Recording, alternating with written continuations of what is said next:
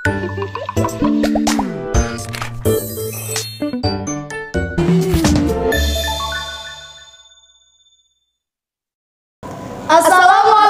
warahmatullahi wabarakatuh. Selamat datang di Semansa Podcast dari SMA Negeri 1 Mejayan untuk Indonesia. Halo Sobat Semansa semua, gimana nih kabarnya teman-teman? Semoga teman-teman dalam lindungan Allah Subhanahu wa taala dan senantiasa sehat walafiat.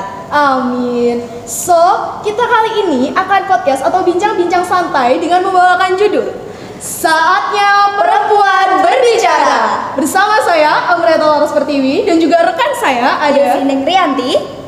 Nah, di podcast kita kali ini kita akan membawakan tema Kartini, Emansipasi dan Perempuan di Era Teknologi. Nah, kali ini kita bakalan mendapatkan kesempatan untuk mengundang salah satu bintang tamu yang spektakuler. Beliau adalah wanita dengan segudang prestasi. Di antaranya prestasinya beliau adalah 1. Pendamping Olimpiade Pahlawan tingkat Jawa Timur tahun 2019 dan pembimbing FLS2N bidang lomba baca puisi, meraih juara 2 tingkat Kabupaten Madiun tahun 2020. Dan juga pernah menjabat sebagai Wakil Kepala Sekolah tahun 2016, 2017, 2019, dan 2020.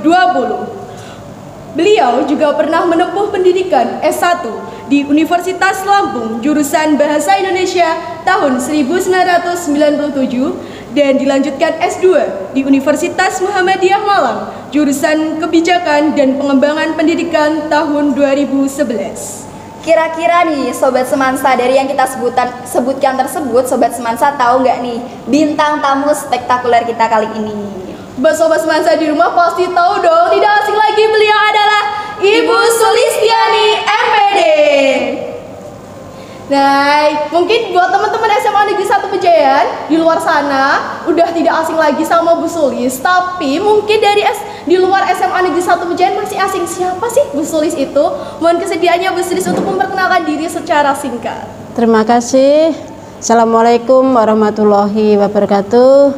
Waalaikumsalam warahmatullahi wabarakatuh. Salam sejahtera untuk kita semua. Selamat siang menjelang sore. Jadi saya salah satu staf pengajar di SMA Negeri 1 Mejayan. Nama saya Sulistiani dan kebetulan saya di SMA 1 Mejayan dipercaya untuk menjadi guru pengajar bahasa Indonesia.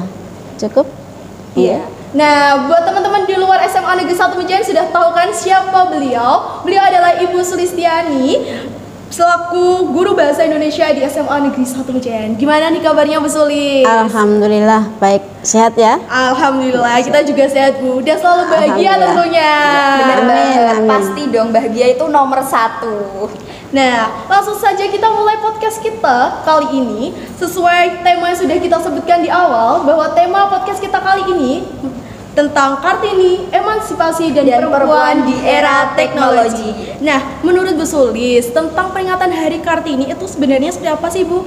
Atau cuma sekedar peringatan lomba-lomba saja atau ada peringatan khusus lainnya?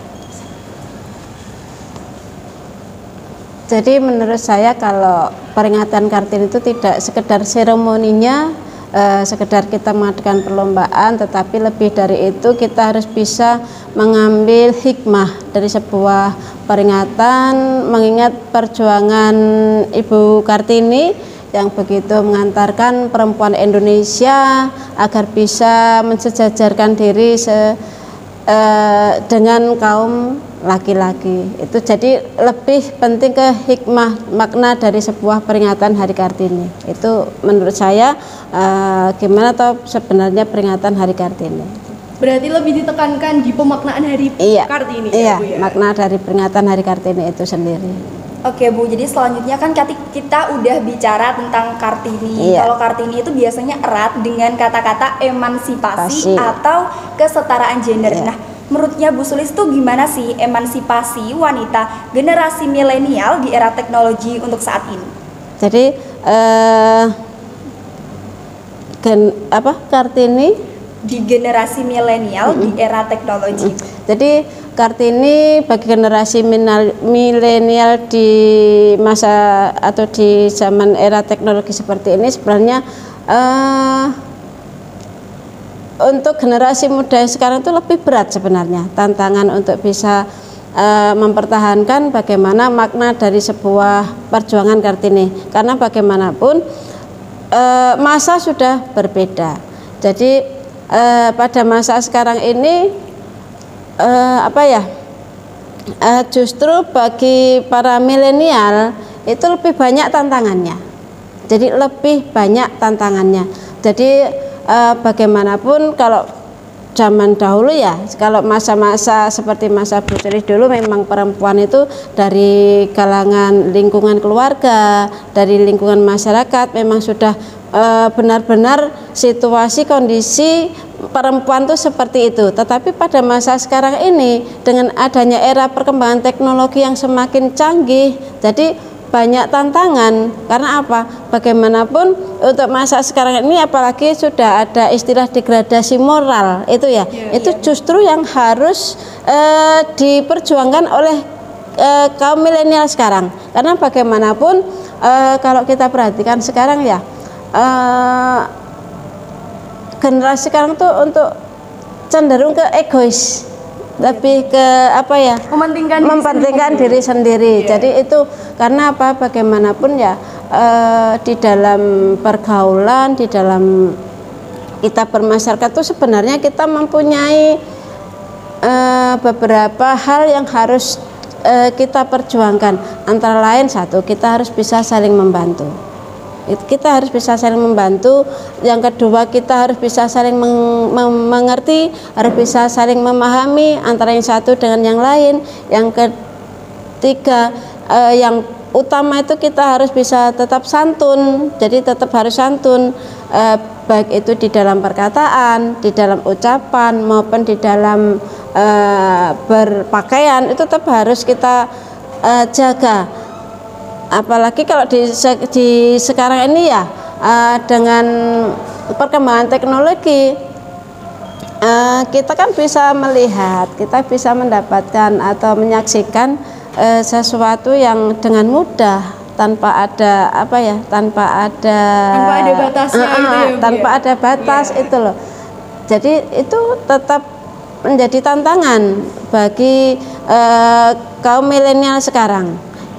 Yang keempat, kita tetap harus bisa berjuang untuk mendapatkan ilmu.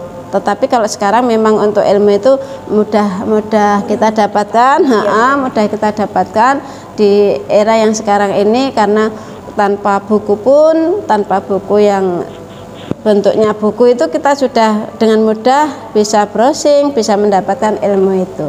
Jadi ada semakin banyak sebenarnya sekarang itu tantangan bagi kaum milenial untuk mempertahankan bagaimana emansipasi dari perempuan itu. Sebenarnya tantangan ya, semakin menjadi tantangan yang lebih berat bagi kaum sekarang. Itu. Nah, kaitannya dengan poin 3 yang disebutkan sama Bu Sri tadi terkait dengan globalisasi ya Bu, kalau tidak salah. Itu bagaimana sih Bu terkait dengan banyaknya perempuan, khususnya kita di generasi milenial saat ini yang lebih tertarik nih Bu sama budaya luar dan justru meninggalkan budaya sendiri dan menganggapnya seperti kudet atau kurang update Bu. Biasanya gitu sih anak-anak muda. Nah, itu gimana sih Bu Sri? Jadi begini, intinya sebenarnya dalam hidup itu kita harus punya prinsip. Satu, kita harus punya prinsip. Jadi di dalam kita menentukan langkah kapanpun, dimanapun, itu prinsip yang paling utama. Sebagaimana kalau ini kebetulan peringatan Hari Kartini, semboyan dari Ibu kita Kartini ya, dari Ibu kita Kartini, kita harus mampu menciptakan sejarah. Kita harus mampu menciptakan sejarah. Jadi di situ kita harus bisa menciptakan suatu kenyataan, suatu fakta. Namanya sejarah itu kan fakta, sejarah itu kenyataan. Nah, untuk menciptakan sejarah atau kenyataan itu, maka kita perlu untuk mendapatkan ilmu yang cukup. Jadi kita harus mempunyai ilmu yang cukup. Karena itu dengan era globalisasi itu pun kita harus tetap mendapatkan ilmu itu. Jadi kita harus berupaya untuk mendapatkan ilmu. Nah, selain itu kita juga harus sebagai perempuan sebagai perempuan kita harus bisa menentukan masa depan kita. Kita harus bisa menentukan masa depan kita sendiri sebagai perempuan. Jadi kita harus bisa menyiapkan diri, kita nanti pengennya jadi apa ya? Saya nanti harus seperti apa ya? Karena itu prinsip itu yang paling utama. Jadi prinsip itu yang paling utama. Kalau saya Bu Suri sendiri, saya kan punya prinsip. Selagi saya kuliah dulu, saya sudah punya prinsip. Saya tidak akan menikah kalau saya belum bekerja. Maka saya harus berusaha bagaimana supaya saya bisa bekerja dulu baru menikah. Nah, kalau sekarang saya beda lagi. Prinsip saya sekarang beda. Saya akan malu melakukan sesuatu. Saya malu melakukan yang melanggar ketentuan yang berlaku itu karena murid saya malu menyimpang dari aturan yang ada di sekolah, bukan karena teman guru saya, bukan karena kepala sekolah saya, tapi kalau saya malu melakukan penyimpangan karena murid-murid saya. Maka dari itu dengan prinsip itu kita akan berupaya mewujudkan, kita akan berusaha untuk gimana ya agar apa yang sudah saya tetapkan itu bisa menjadi kenyataan. Itu jadi seperti itu. Jadi intinya kita harus berprinsip prinsip itu sangat prinsip itu sangat penting. Jadi sebelum kita melangkah kita harus punya prinsip. Dengan prinsip itu yang harus kita pegang, prinsip itu yang harus kita junjung, yang harus kita lakukan. Karena prinsip seseorang itu kan beda-beda. Prinsip seseorang itu beda-beda. Prinsip itu muncul dari hati kita. Jadi prinsip itu tidak bisa kita meniru prinsip orang lain, tidak bisa. Itu. Nah Bu, tapi di generasi kita saat ini Bu, generasi milenial itu kan jarang banget yang berprinsip, dalam artian ikut temennya lah gitu loh Bu, biar lebih gampangnya. Kadang lebih condong ke males, serba instan kan Bu kita sekarang ini. Nah itu gimana sih Bu kita bisa mengatasi hal itu? Ya, karena itu tadi di awal Bu Sri sudah menyampaikan, ini loh tantangan generasi milenial, tantangan kalian sekarang. Jadi karena adanya kecanggihan teknologi ya membuat kalian tuh semakin egois, adanya kecanggihan teknologi semakin Anda itu kurang bisa komunikasi langsung dengan lingkungan sekitar Anda, mungkin Anda kurang bisa komunikasi langsung dengan orang tua Anda. Nah, karena itu memang kalian harus punya ketetapan. Memang prinsip itu sangat penting. Maka dari itu mudah-mudahan dengan podcast ini itu bisa menginspirasi bisa menginspirasi bahwa mari kita sebagai generasi yang sekarang itu yang sangat banyak tantangannya, kita tetapkan dulu prinsip. Dalam hidup kita harus punya prinsip itu yang utama. Iya. Nah untuk selanjutnya nih Bu Sulis, mungkin ini lebih ke hal-hal yang sering kita temui nih Bu di Kartini, khususnya Kartini saat ini itu masih banyak sekali seorang perempuan yang tidak diperbolehkan kuliah dikarenakan oleh sesuatu alasan, diantaranya seperti ekonomi dan lain sebagainya, dan ujung-ujungnya mereka itu dituntut untuk menjadi ibu rumah tangga. Gimana nih pendapatnya Bu Sulis? Apalagi kan kita udah di era teknologi yang canggih, kenapa kok mereka tuh harus dituntut untuk memikirkan jadi ibu rumah tangga gitu Bu? Jadi intinya gini, sebenarnya kalau masa sekarang ya itu ya harusnya sudah tidak ada lagi kamu wanita, sudah cukup kamu di rumah aja, cukup kamu tidak usah kuliah terlalu tinggi. Itu sebenarnya pendapat yang salah, karena itu gini, semakin banyak dari kaum perempuan itu yang mempunyai pemikiran seperti Ibu Kartini, itu nanti semakin banyak atau semakin akan mengurangi pemikiran bahwa wanita itu cukup di rumah, wanita cukup di dapur, wanita itu tidak usah punya pendidikan yang tinggi. Maka dari itu ini tugas kalian mulai sekarang. Jadi dengan prinsip, dengan kalian membekali diri dengan tadi ada salah satu hal yang Bu Suri sampaikan di awal, kita harus berusaha untuk mencari ilmu, kita harus berjuang keras mencari ilmu, sehingga kita bisa mensejajarkan diri kita dengan kaum laki-laki. Dengan itu generasi-generasi kita yang akan datang itu tidak akan muncul lagi, jadi tidak akan muncul di pemikiran generasi sekarang dari kalian yang akan menggantikan generasi kami nanti punya pemikiran yang sama dengan mungkin yang Anda pikirkan sekarang. Yang Anda pikirkan sekarang kan masih ada mungkin orang tua yang punya pemikiran, kamu perempuan, sudah kamu di rumah aja, kamu perempuan, kamu tidak usah kuliah yang terlalu tinggi. Nah, dengan mengubah cara pandang atau mindset yang dari generasi Anda sekarang, diharapkan untuk generasi yang akan datang tidak akan ada lagi pemikiran perempuan cukup di rumah, tidak ada lagi itu. Jadi tugas kalian sekarang berarti. Oke, jadi Kartini masa kini kita harus benar-benar mematahkan stigma bahwa perempuan itu nggak boleh berpendidikan terlalu tinggi. Jadi kita tuh harus semangat menuntut ilmu ya Bu ya tentunya. Bener banget itu, dan juga ibu adalah madrasah pertama bagi anak-anaknya. Jadi semakin tinggi pendidikan seorang ibu juga semakin cerdas seorang anaknya. Nah selanjutnya nih Bu, emansipasi lagi kita baliknya. Kadang tuh ada beberapa peristiwa di mana seorang perempuan sama lelaki itu ada perbedaannya. Contohnya mewajarkan sesuatu hal. Contohnya lagi lebih konkretnya pulang malam. Dan juga muncul stigma nih, wajar, toh namanya juga anak laki-laki. Nah itu gimana tuh Bu Sulis? Jadi berarti ini berkaitan dengan pergaulan ya? Iya. Jadi sebenarnya untuk mudah-mudahan tidak salah tangkap saya untuk pertanyaan Anda ya. Iya. Jadi maksudnya untuk masa sekarang itu perempuan kalau pulang malam ada selalu mendapat gunjingan, sedangkan kalau laki-laki kan biasanya tidak mendapatkan gunjingan. Diwajarkan lah Bu. Ya.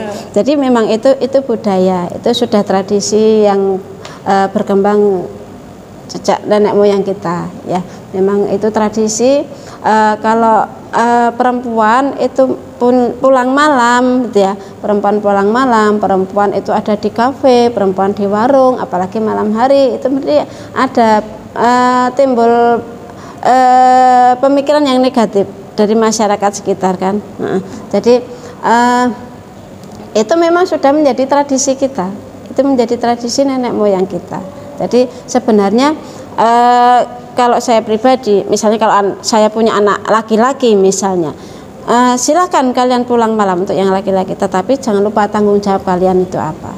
Itu sebenarnya intinya ya, tetap kalaupun laki-laki itu pulang malam, itu ya tetap harus tanggung jawab utamanya apa itu harus diselesaikan itu. Tapi kalau perempuan ya, kalau perempuan pulang malam itu ya pasti gimana ya, bagaimanapun ya kembali lagi ke itu tadi, ke tradisi, ke budaya. Ke budaya memang menjadi hal yang tabu. Jika ada seorang anak perempuan itu pulang larut malam itu memang hal yang tabu, dan itu pun kalau menurut saya memang baik sih. Itu kalau menurut saya budaya tradisi yang berkembang sejak zaman nenek moyang kita menjadi hal yang tabu untuk anak perempuan pulang larut malam tuh kalau menurut saya enggak masalah gitu, tetap bagus saja. Baik Bu Sulis. Selanjutnya nih Bu, banyak banget seperti yang disebutkan Bu Sulis tadi terkait tantangan generasi milenial atau generasi kita saat ini ya Bu. Salah satunya apa? Percintaan nih Bu. Nah kita lagi bahas cinta nih teman-teman, banyak banget pasti di luar sana. Yuk. Apalagi nih ya Bu, sekarang kan sering muncul kayak istilah-istilah baru. Salah satunya ghosting, friendzone, gamon. Khususnya nih yang perempuan Bu, mereka kan lebih kayak sering curhat ketemunya, ih aku lagi gamon nih gitu. Gimana sih menurut tanggapannya Bu Sulis kalau kita sebagai pelajar tuh udah mengalami kayak masa-masa gamon, gagal move on, friendzone, ghosting gitu Bu? Jadi sebenarnya ya kalau masalah kita tuh sudah beda generasi ya. Kita kan sudah beda generasi. Kalau generasi Bu Sri dulu kenal dengan teman laki-laki baru ketemu aja sudah gimana ya, Malu gitu Bu. iya, dapat surat itu ya, dapat surat dimasukkan ke buku catatan apa ya, kalau dulu ya kan gitu caranya. Kadang itu kita malu-malu untuk gimana ya, sampai ketahuan temennya, oh saya pacaran sama ini, tuh malu gitu loh. Jadi karena beda generasi itu tadi. Tapi untuk masa sekarang pacaran silahkan, tetapi tetap harus jaga batasan gitu ya, tetap harus menjaga batasan. Jadi kalau saya perhatikan sekarang pacaran tuh di SMA ya, di SMA tuh kalau sekarang tuh kalau menurut saya sebenarnya enggak begitu kelihatan, apa karena masa sekarang yang masa pandemi itu saya juga kurang tahu, karena masa pandemi bagaimanapun kan harus jaga jarak. Kalau enggak jaga jarak nanti di ini sama tatipnya kan gitu, sama guru-gurunya. Jadi pacaran boleh silakan, tetapi tetap harus batasannya tetap harus dijaga gitu. Berarti wajar ya Bu ya, usia kita seusia SMA suka sama lawan jenis. Iya, enggak apa-apa, itu kan masalah hati, masalah perasaan, kan enggak bisa. Yang itu penting tadi tahu batasannya. Iya, tahu batasannya ya. Nah Bu Sulis pribadi dulu waktu SMA nih Bu, Iya. pernah gak sih Bu ngalamin hal serupa? Ya itu tadi tadi Bu Sulis sampaikan. Jadi kalau masa Bu Sulis dulu kita suka, tapi perempuan kan kalau kami kan lebih, cewek enggak boleh ngomong dulu gitu, cewek enggak boleh ngomong lebih dulu, saya suka enggak boleh, itu hal yang tabu, itu untuk zamannya Bu Sulis dulu. Nah kita suka baru dapat surat aja sudah, kalau istilahnya deg-degan itu lah, sudah deg-degan, iya sudah panas dingin. Zaman kuliah pun Bu Sulis kuliah, zaman kuliah pun tuh enggak ada yang tahu saya itu pacaran, karena memang enggak ada yang tahu Bu Sulis itu pacaran tuh dari 93 sampai menikah 99. Itu enggak ada yang tahu. Enggak ada yang tahu kalau saya itu pacaran, karena memang kita beda generasi gitu loh. Kita beda generasi, beda tradisi, beda budaya yang ada di masyarakat gitu loh. Istilah anak muda saat ini apa? Backstreet. Ya, backstreet ya. Gak ada yang tahu itu diam-diam. Tapi lancar ternyata. Iya, Makin lancar. wow. Keren. Oke Bu, tadi kan Bu Sulis menjelaskan tuh kalau di zamannya Bu Sulis itu perempuan itu yang nggak boleh ngungkapin gitu Bu, harus dipendam. Tapi beda nih Bu, di generasi saat ini tuh perempuan kalau yang laki-lakinya nggak mau ngungkapin dulu tuh perempuan harus gercep gitu. Nah, harus kadang confess ya, gitu. kadang ada laki-laki tuh yang dia nunggu dulu Bu, kayak deg banget, udah punya rasa yang sama gitu loh Bu. Terus Gimana? akhirnya perempuannya dulu yang confess. Gimana nih menurut itu loh. Jadi perbedaan generasi kan juga berpengaruh terhadap perbedaan tradisi budaya kan gitu. Jadi kalau masa sekarang sebenarnya walaupun di zaman di era keterbukaan, kalau menurut saya ya sebaiknya itu perempuan ya jangan sampai mengungkapkan dulu itu loh. Jadi harus dipendam dulu. Iya. Harga diri tinggi nih Bos.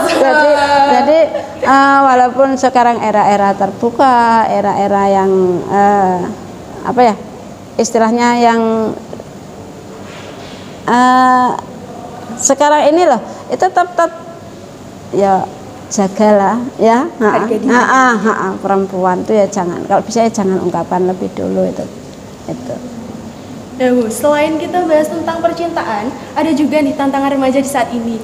Istilahnya tuh insecure Bu, merasa kurang percaya diri atau merasa ada yang lain yang lebih, kita mau lebih. Sudah dapat kita mau lagi yang lainnya. Nah, itu gimana sih Bu terkait insecure ini? Jadi percaya diri itu harus kita munculkan, kita harus percaya diri. Bagaimana supaya kita itu lebih percaya diri? Maka dari itu kita harus membekali diri kita. Kita harus bisa membekali diri kita. Jadi bagaimanapun di masa yang sekarang itu kita harus berjuang untuk bisa memahami, bisa mengerti keperluan yang ada di lapangan bagaimana. supaya kita bisa memahami, mengerti apa yang dibutuhkan, kita harus membekali diri kita dengan ilmu.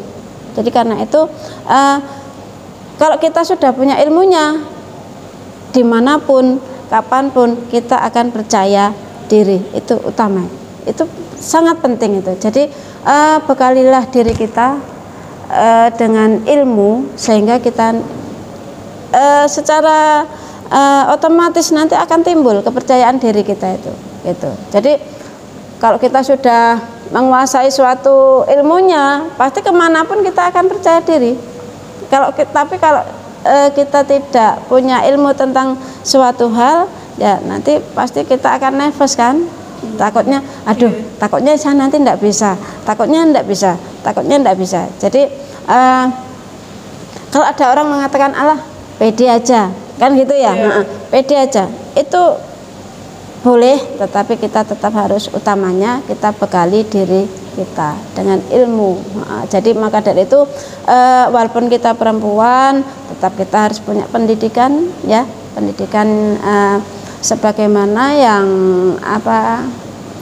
pendidikan yang cukup sesuai dengan pendidikan yang ditempuh oleh kaum laki-laki. Kalau laki-laki bisa S2, mengapa kita tidak bisa S2?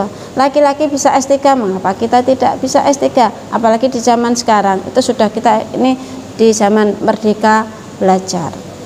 Ya, kan sekarang era merdeka belajar gitu.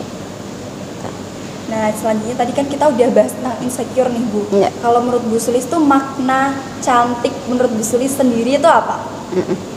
Jadi kalau menurut saya makna cantik, ya itu makna cantik itu, ya cantik itu harus bisa muncul dari lahir dan batin. Jadi cantik mungkin cantik ya sudah kelihatan kan, tetapi kalau menurut saya itu cantik itu ya harus lebih dari dalam diri kita itu ya, harus bagaimanapun lahir batin itu harus cantik. Misalnya ada perempuan, ada cewek gitu, face-nya cantik, wajahnya cantik, tetapi kalau di dalam dirinya itu tidak disertai dengan kecantikan. Jadi kecantikan itu tidak hanya matanya bagus tanpa ada jerawat, tidak hanya itu, bibirnya bagus, tidak hanya itu kalau menurut saya. Jadi disayangkan kalau sudah punya mata bagus, wajah yang cantik, tetapi dia tidak mengimbangi diri dengan sikap perilaku yang cantik. Nah, itu nanti akan mengurangi kecantikannya, Jadi tetap akan sayang ya, kan gitu. Sudah cantik sayang ya. Nah, itu jadi kecantikan itu tidak hanya yang tampak, tetapi kecantikan itu juga harus muncul dari dalam diri. Lebih ke nanti berarti akhirnya cantik itu tidak hanya akhirnya nanti cantik karakternya itu loh. Jadi juga harus diimbangi gitu. Jadi menurut Bu Sulis, cantik itu dari rohaninya sama juga jasmaninya. Jadi imbang ya dua-duanya. Iya. Nah, bahas terkait cantik nih Bu, di kehidupan kita, di kehidupan sosial khususnya, beauty privilege benar-benar nyata. Nah, bagaimana tanggapan Bu Sulis terkait hal ini? Tentang Beauty privilege. Jadi seperti yang Bu Sri sampaikan di awal tadi ya, cantik itu harus luar dalam. Cantik itu harus luar dalam. Cantik itu harus memang yang tampak, tetapi cantik itu juga harus muncul dari hal yang tidak tampak. Apalagi di era sekarang ini, lebih cantik yang dari dalam diri itu yang harus kita utamakan, yang harus kita munculkan. Jadi yang harus tetap kita jaga, yang harus tetap kita make upnya lebih diperbanyak lagi, cantik yang dari dalam itu tadi. Jadi bagaimanapun kita sebagai perempuan yang kelak tadi kalian ungkapkan di awal tadi bahwa perempuan itu nanti akan menjadi madrasah pertama bagi anak-anak kita, Jadi itu tadi kecantikan dari seorang ibu itu nanti insya Allah akan ditularkan kepada anak-anaknya. Jadi kalau ibunya sudah cantik, misalnya cantik, ndak mukanya loh ya, cantik apa ya, lahirnya itu nanti insya Allah juga akan digunakan oleh seorang ibu itu untuk mendidik anak-anaknya sebagai madrasah yang pertama tadi. Gitu. Oke, dari tadi kan kita udah bicara tentang insecure, beauty privilege, emansipasi. Nah, pesan Bu Sulis untuk Kartini masa kini nih. Jadi untuk Kartini masa kini, bagaimanapun kita tetap harus ingat perjuangan dari ibu kita Kartini, bahwa kita sebagai perempuan tidak bisa hanya saya perempuan cukup kita tetap harus itu tadi, kita harus punya semboyan, kita harus punya prinsip. Bagaimanapun perempuan sekarang tantangannya lebih besar. Perempuan sekarang tantangannya lebih besar, dan itu yang harus kita perjuangkan. Sebagai perempuan kita tetap harus membekali diri kita dengan karakter yang baik. Jadi dengan era keterbukaan yang sekarang, kita tetap harus membekali diri dengan perempuan yang sebenarnya itu yang seperti apa. Jadi kita harus bisa bertutur kata, kita harus tetap berperilaku, kita tetap harus mengenakan pakaian kita itu sebagai perempuan yang baik itu. Jadi jaga perempuan sebagaimana perempuan yang digambarkan oleh ibu kita Kartini. Itu menurut saya seperti itu. Oke, dari bincang inspiratif kita kali ini, maka dapat disimpulkan bahwa perempuan memiliki peran sangat penting bagi peradaban bangsa. Stigma bahwa perempuan sering diposisikan dalam ranah domestik menjadi seorang istri, perempuan tidak dianggap penting untuk berpendidikan, dan bahkan perempuan dianggap memiliki derajat yang lebih rendah dari laki-laki. Stigma tersebut harus benar-benar dipatahkan. Selesai sudah bincang inspiratif kita kali ini. Semoga dapat bermanfaat dan menginspirasi buat sobat semasa di luar sana yang ada di rumah. Terima kasih kami haturkan kepada Ibu Sulistiani MPD atas motivasi dan inspirasinya. Dan kami berdua juga mengucapkan selamat menjalankan ibadah puasa 1443 Hijriah bagi teman-teman yang menjalankan. Sekian dari kami. Wassalamualaikum warahmatullahi wabarakatuh. Waalaikumsalam warahmatullahi wabarakatuh.